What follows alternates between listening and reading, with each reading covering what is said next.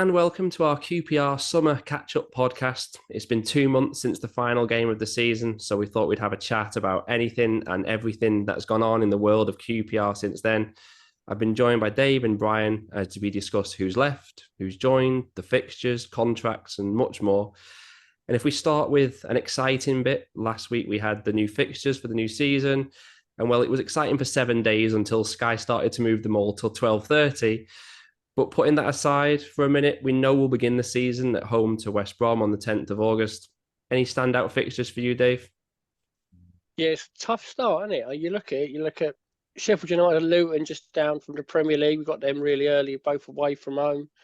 You know, West Brom were in the playoffs last year, so it's not an easy start. But I always like to look ahead and see what the running's like, because I'm a pessimist like that. I'm worrying of what we're going to do at the end. I think I saw we got 4 of the last 7 are at home, so I was all right with that. And the running didn't look on paper too bad. I mean, you never know until you get there, really. So, it's not too bad. Difficult start though. I think they'll do well to hit the ground running, I think. Yeah, what do you make of that start in particular, Brian? Like Dave said, Sheffield United, Luton away. Is it a tougher start or a good time to play them? It can be, as Dave's intimated, it could be a tough first month because you got the Baggies, the Blades, the Pilgrims, and then the Hatters. And we mustn't forget also we've got Cambridge in that first round of the Carabao Cup. However, I really don't believe that there's much difference between the clubs that we're facing, to be honest. When they've reached the Championship, whether they've come up or gone down, they're all much of a muchness. And to be honest, it's probably more to do with how your team is playing at that point, and perhaps what teams have got momentum. And at the beginning of the season, it's actually more about how does your pre-season training go? So we just got to hope that they're doing well in Girona and they walk straight into this and say to the Blades, right, we're taking this. We're going to win. Yeah, it's a good point. And it's also, I think, personally, a good time to play them because they won't have settled their squads down yet. There'll be people who don't want to be there, still playing, etc. And usually those teams haven't found their feet, have they? So arguably, it's probably a better time to play them. Of course, on paper, though, it looks like a tough start. Overall, as well, there's some tough, long away trips that haven't been well timed, isn't it? They've got Borough away midweek after an away match at the weekend. Plymouth and Hull both back-to-back away games for the second season in a row. Boxing Day and the 29th of December, both away for the second season in a row, is pretty rough on QPR, I think, as well. And as I alluded to at the start, Sky have already moved 5 of our games in August and September already. As it stands, our first 3 p.m. Saturday match at Loftus Road is going to be on the 19th of October. Even that could get moved once they announce the October matches. New TV deal doesn't look good already, does it, Ryan? No, well, you know my feelings on Sky. I absolutely detest them. But there we go. We're not going to change things. They're going to continue paying out money, and the EFL is going to continue pocketing it because that's the way the revenue streams are working at the moment. I don't like it. I don't like it very much at all. And one other item I was going to mention is that don't forget over the Christmas period, we've got Norwich. I think we're playing twice. So that around that time of December to be playing Norwich, by then I expect Norwich to be playing a lot better than they did last season. So want to watch out for that one. Yeah, Dave, is there an argument that 3 p.m. blackout is now doing more harm than good with the fixtures getting moved? Yeah, I mean, I think for me that's what Sky are doing. Sky are looking to remove all these, because the reason you got the 3 p.m. blackout is for the Football League fans to go to games. So if you don't put your Football League games at 3 o'clock, what are you going to do? And I think that'll end up being their case to get rid of the blackout, and then we'll go back to more 3 o'clock games, but they'll be televised. It's frustrating. For me, I blame the clubs and the EFL for this. They've agreed to this. They've said to that. It doesn't really matter who the broadcaster is, Netflix, whoever. If you say to a broadcaster, you can move the games wherever you want and show as many as you want, they're going to go, all right then. And that's what they've done. It's kind of left us in a mess. You look, you want to travel to games. Luton on a Friday night. I mean, I don't know who's come up with that idea. That's a nightmare for the police, that one. And all those 12:30 Saturday games, it just looks a nightmare to me. Yeah, I mean, we joke there about the Luton one, but it's a serious point, isn't it? Because last time it was put on a Friday night, wasn't someone beaten to within an inch of the life or even beaten to death, whatever happened. So how that's been passed by the authorities, I have no idea. as for the 3 p.m. thing, I just don't understand who that's actually helping now, because there's matches getting moved in League One, League Two as well, away from 3 o'clock. So it's actually becoming a pain in the backside to go and follow your team around when the whole point of the blackout is it's supposed to make people attend lower league games. So like you say, I don't know how it adds up. Like if you take QPR versus Plymouth as an example, who really wants to watch that at 12:30? If that was actually allowed to be televised at 3 o'clock, I think the attendance would be higher at 3 o'clock and it would be on TV. And who's really going to watch it anyway? Yeah, exactly. You got to feel for the Plymouth fans, didn't you? Sorry, Brian. Yeah, no, I was going to say exactly that. Those away fans trying to get there for a 12:30 kickoff, that means you've got to be there realistically about 11 o'clock, to get something to eat and whatever and get into the stadium. That's a hell of an early start, on your day off. Yeah, it's unbelievable. We've got it for Blackburn, haven't we, as well, with 12:30 up at Blackburn. Yeah. And it's just already only the tip of the iceberg, isn't it? What's going to happen the rest of the season. You touched on the other fixture, Brian, that we've had come out, which was Cambridge away in the League Cup. Are you happy with the draw? Yeah, I guess so. Would have been nice to, but we've got to go to these places and we've got to win. So that's fair enough. And it'll probably be our only brief interlude, won't it? We'll be out probably at the end of all the game. Our cup record is dire. Yeah. We've not won a cup match in either of the last 2 seasons, but you'd still expect a big away following for that one, wouldn't you, Dave? I think it'd be a good one for the fans to go to. It's not too far to travel. I've got a few friends we sit with at home games are all from Cambridge, and they're excited about that one. But like Brian said, it'll be straight out the cup, I imagine. I don't think it matters who you draw in that. We're not in it long, are we? No. So yeah, I'm not expecting much there. If we hopefully forget about the cup for a minute and let's just build up towards the start of the season, we know that the QPR players have been back in training since last Thursday, now in Spain for a 10-11 day training camp. If we have a look at who's not there, though, we knew early on that Albert Adoma, Jordan Archer, Andre Dazelle, Aaron Drew, Stephen Duke McKenna, Dion Woodman, Joe Gubbins and Osman Kakai were leaving QPR. Last week, it was confirmed Asmir Begovic was going as well. Any surprises in the list, Dave? Not really. I think it's kind of what we thought would happen. Begovic, I thought, would go this summer. It made sense. I was a bit worried a few weeks ago. They seemed to be talking about giving him another year. I think they needed to make a clean break. He done okay last year, Begovic, but it was time to move on. And I can't really complain about any of them. I think they made the right call on all of them. It's some of them have been there a few years. It just hadn't worked out for them. It was a shame about Adoma, but I think we all agree he's come to the end now, really, with us, and it's probably a good time. I think he should have gone a year or so ago, but at least he went out a bit of a hero towards the end. He got a great reception the last few games, didn't he? Yeah, Brian, are you happy to see us being a bit more brutal in cutting ties with players who are clearly not making the grade? Yeah, without a doubt. You can see the difference, and I think it's because Christian Norrie's come in and he's been a bit more hard-nosed about all of this, and I can't blame him. One quick thing I would say is that Albert Adoma, if we'd have only had him 5 years ago, I think it would have been really fantastic. I mean, what a great fan and a great player for that time. Anyway, the other thing I was going to mention is, a couple of names that you haven't mentioned, which is Gavin Ward and Paul Hall, because that also is indicative of how Christian Norrie is starting to think. I think with getting rid of the goalkeeper coach, he's putting a brand new guy in charge. I think it's something head of goalkeeping or something like that he's called. And Paul Hall's been replaced by somebody else, I believe. So it's a changing of the guard, not just in the squad, but also in the back room as well. So he's starting to do things in his own way, I think, Monty Cifuentes, and also probably with Christian Norrie. They're getting people in that they really want to work with long term. Yeah, I mean, if you add them onto the top of Chris Ramsey, obviously went Lee Hughes, Les Ferdinand 12 months ago, it feels like it's taken 12 months, but eventually we've kind of had the total overhaul off the pitch that should have come at the end of 22, 23. And Christian Norrie's been coming out with some funny quotes, hasn't he? Everybody was getting released was being told they'd had an inquisitive mind and things like that. But joking aside, he's making the hard decisions with players that we've been scared to make in recent years. So that does feel like it's a step in the right direction. And let's face it, the old regime being phased out, we've been stuck at this level for nearly a decade now. So a refresh and a reset is, I don't think it can hurt, can it? Anyway, that was the people that had left. If we look at some of the first teamers who got a new deal, we had Elijah Dixon-Bonner, Joe Walsh, Jimmy Dunn, all got new contracts. And all of their confirmations had quotes from the players saying how happy they were. The outlier was Sinclair Armstrong, because all we got was the confirmation that we took out the 1-year contract extension. No quotes from him. So it maybe feels like it's been forced, like I say. Are you concerned, Dave, that he's going to leave for free next year, or do we have to look to sell now? I've got a feeling they may look to sell this summer.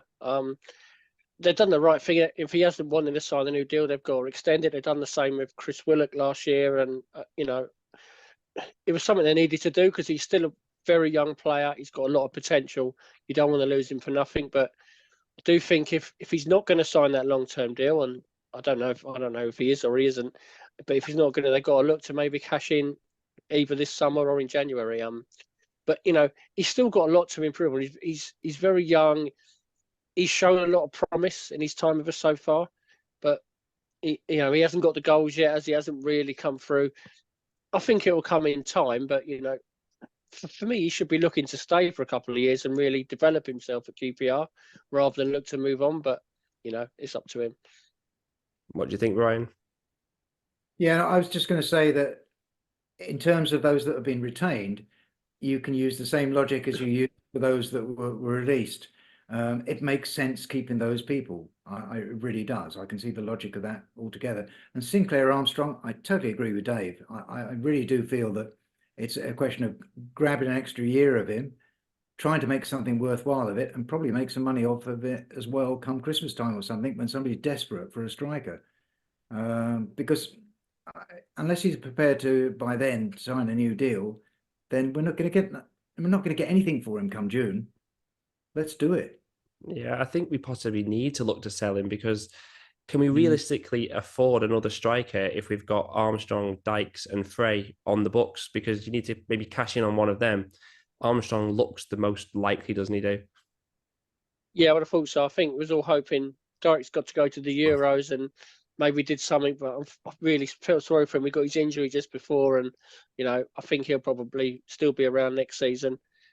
He's the one of the three that I think if you're looking to sell one, he's probably the one you could get some money from just because of his potential. I mean, who knows how it'll go for him, but I think they'll be looking to do that. I still think it's very early. The squad as it is now, I think is going to look very different come the end of the window. I think there's going to be a few players leaving still. Yeah, I just think someone has to leave out of those three strikers for someone else to come in. You see it all the time, people saying sign a striker, but we only play with one. We've already got three. We're not realistically going to have 4 first-team strikers, so something has to budge. One striker who is out the door already, though, is Charlie Kelman. We renewed his contract for another year, then sent him out on loan to Leyton Orient. Can you make any sense of that, Brian? Absolutely none at all. I didn't understand the contract extension in the first place, so... Okay, getting him off our books in terms of the money, that makes sense. But why on earth did we give him an extension? He's just not measured up at any point. It's not even a question of him measuring up here. He hasn't measured up when he's gone out on loan either. No, it just makes no sense to me, because why did he extend his deal? And even if Leyton Orient are covering all of his wages, it makes no sense from a QPR point of view, because in 12 months, we're just going to have to release him anyway. I just don't get it. Maybe because as well, why would he want to sign, if he does amazing at Leyton Orient, why would he want to sign a deal with QPR? Because we've not exactly treated him fantastically, have we, over the years, sending him out on loan? So just an odd one all round. The one loose end amongst all of this, as we record, is Chris Willock. Yeah. Reports that we've offered him a 2-year deal with release clauses and options, etc. But as it stands, we're into July, so he's officially no longer a QPR player. Are you still holding out hope he stays, Dave? Yeah, I mean, I think he kind of expected to have a lot of offers at the end of summer. And for me, the market's just not there. He's not done enough the last few years. He's had a lot of injuries. It's not really been his fault, but he's been injured a lot. His form has tailed off. So I don't think the big offers he was expecting are coming. So I wouldn't be surprised if he ends up staying now. And I think that's probably best for both parties. He can get another couple of months under Cifuentes, continue to develop.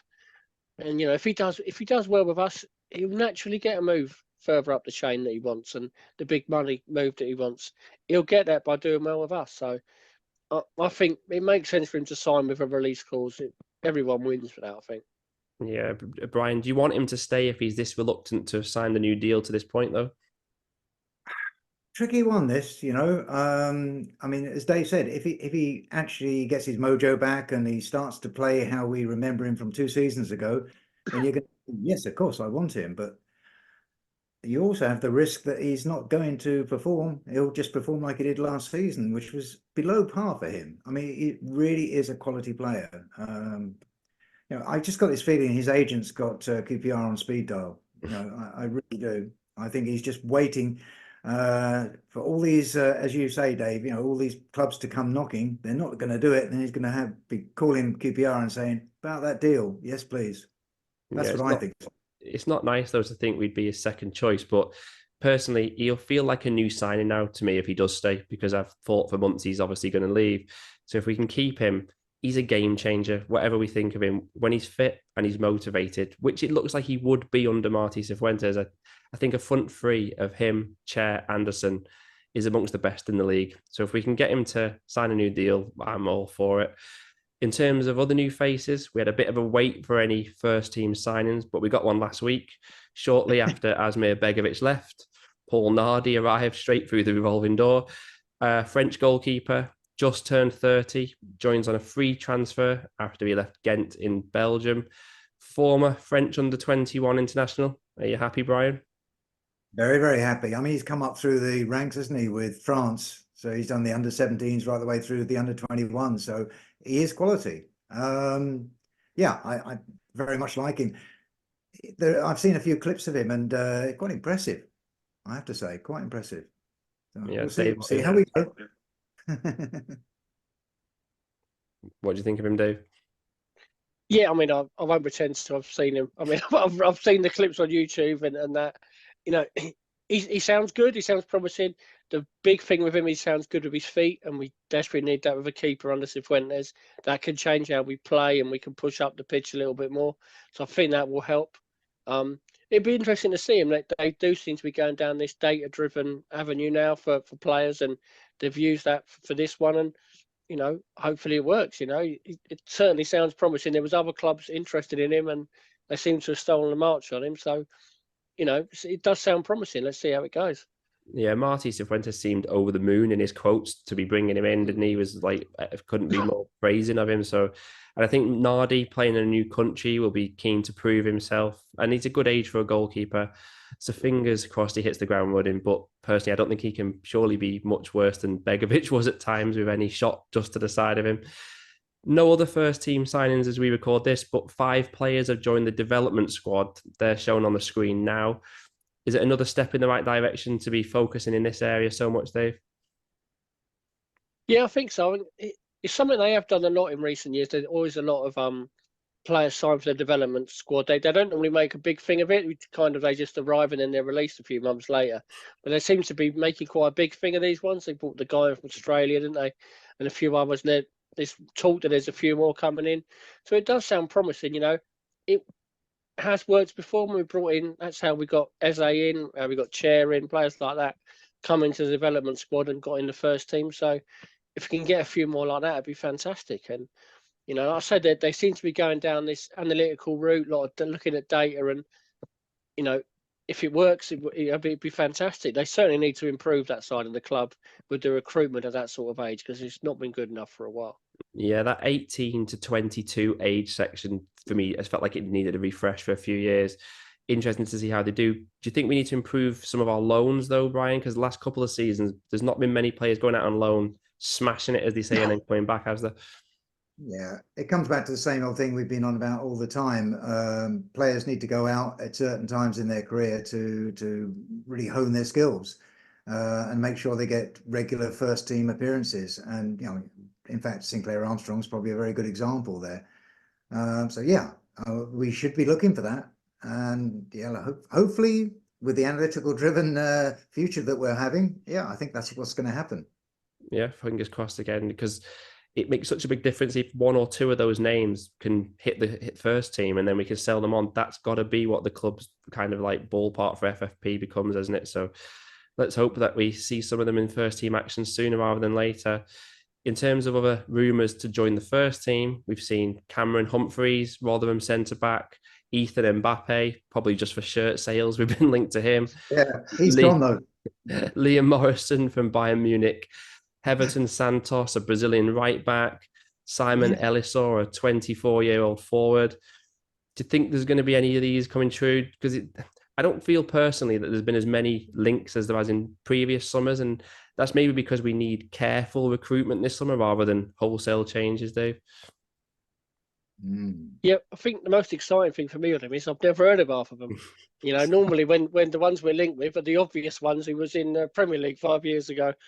So they're obviously looking around and they're actually scouting these players. So it sounds it sounds different. I mean, who knows all signing? I think there will be quite a few incomings. I think you're still looking at it's still quite early in the summer. You're looking at when the Euros is over, will Eze get a big move and we get a nice little payout from that? That could be a bit transforming for us. So I think there still will be changes. You've still got someone like Chair linked with other clubs as well. So I think I can see quite a lot happening, but quite late in the window. But it's quite exciting, the ones we're linked with. He does seem to be trying to revamp the team in defence. The defence was good last year, but we've been linked with quite a few defenders. So I think that's kind of looking at our style of play and how he wants to play. Defenders we got are not, apart from Clark Saw, are not really suited to playing out. So he does seem to be, he's brought in a new goalkeeper for that and potentially other defenders for it as well. Yeah, there was a question mark, wasn't there, over whether he was playing a certain way at the back end of last season to get results in the Championship and whether he was going to stick with that because he knew it worked or whether he was going to try and get back to what he actually wants to do. It does feel, though, doesn't it, Brian, that he's going to try and play his way, not the way he was kind of forced to. Yeah, very much so. I think it's transition from the way that Ainsworth had them set up and the way he had them playing to what Marti Cifuentes wants long term was too big a gap to do in the middle of a crisis. So I mean, no, for sure.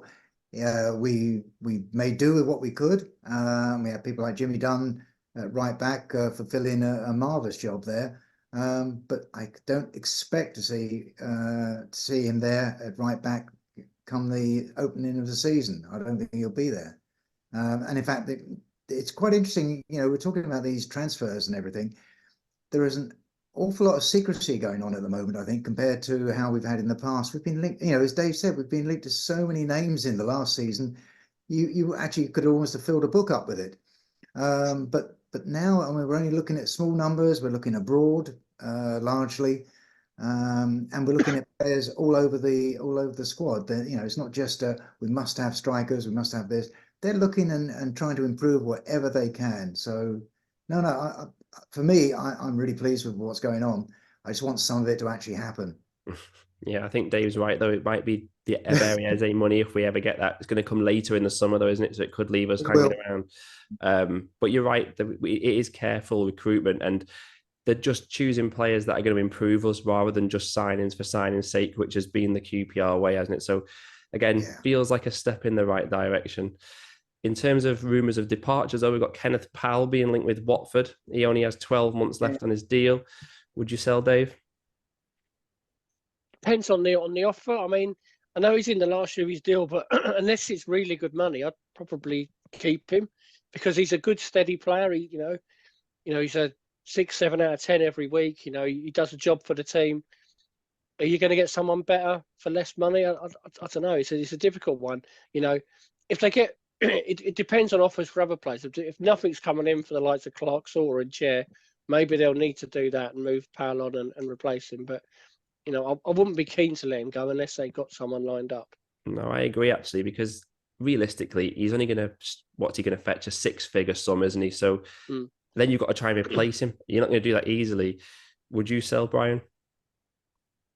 It really, really would have to be an exciting figure to get me interested, even vaguely, in it, because we've had real trouble filling that slot. Do you remember when he was injured? It was really difficult to get somebody in there who could be relied upon. I mean, we've been lucky in the right backs, to be quite honest with you. We were well away there, but no, I wouldn't sell him. Yeah, well, it's what the club, though. We've got to be seen to sell, get money in, but I just think you're going to end up probably selling, using all the money you get from what you've received for him to have to replace him with someone of his standards. So it just seems a bit of a pointless one. Dave's probably right. You'd almost be better off losing him for free next year than hamstringing yourself for this season for what it would be worth. If we finish with the new away kit, we usually bring you a full kit review, but we've actually been hung on this time because we thought there was a third kit coming, we were led to believe, but there's been no sign of that yet. So in the meantime, the away kit came out last week. It's black with, what should we say, Caribbean reggae trim. Are you a fan, Brian? You know what? I don't really mind the fiddly bits on the collar. And I do like the gold. I have to tell you that for the numbers and the names. I think that looks quite good.